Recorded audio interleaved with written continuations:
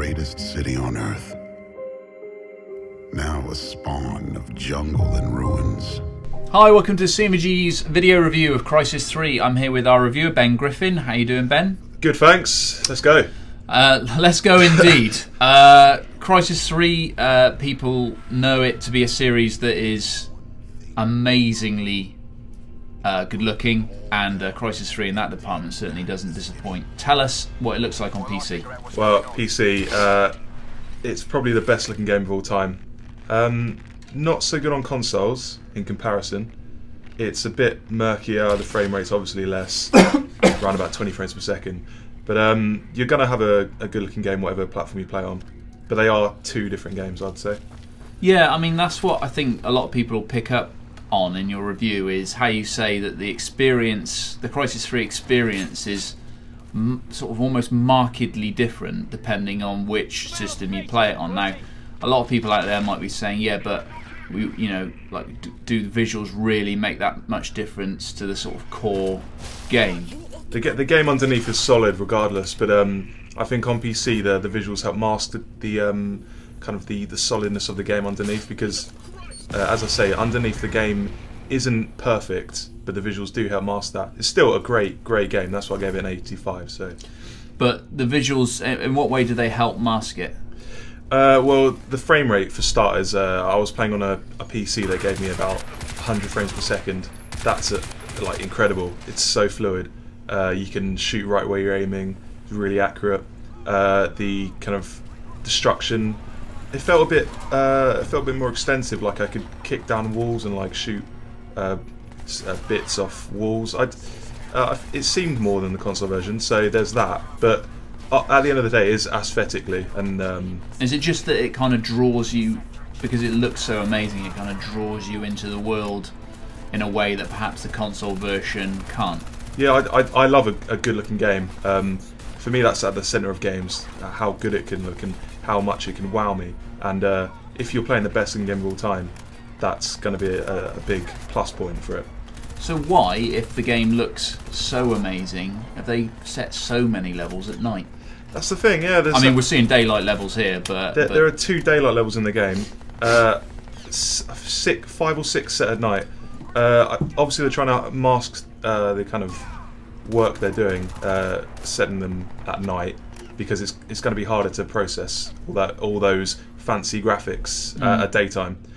The night levels still look good, and they do help the stealth, which is more.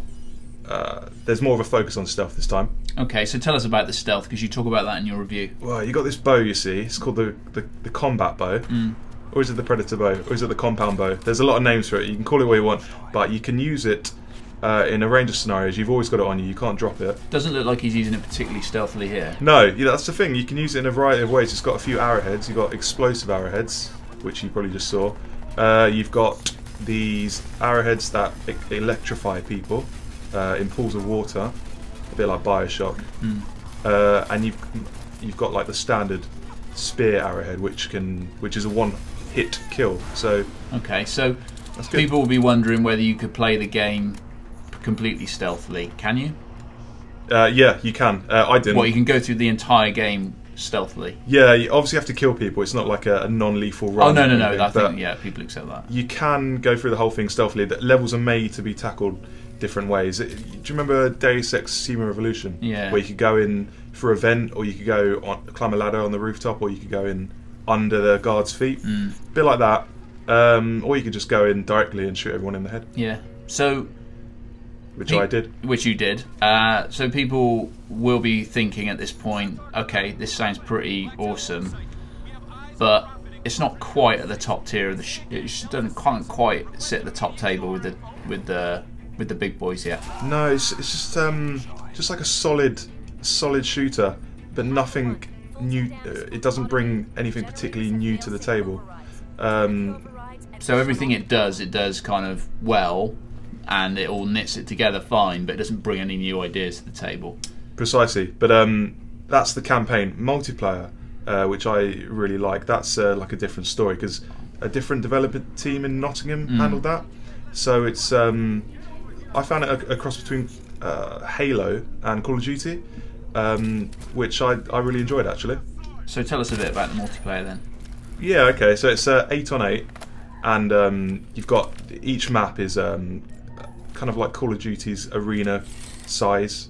They're quite small, and the gameplay is kind of fast paced. It's more about infantry combat rather than vehicular combat, and you've got kind of Halo's physicality. You can jump high and you can slide and stuff with Call of Duty's fast pace and a small health bar, so one shot kills, or a few more shots than that. But yeah.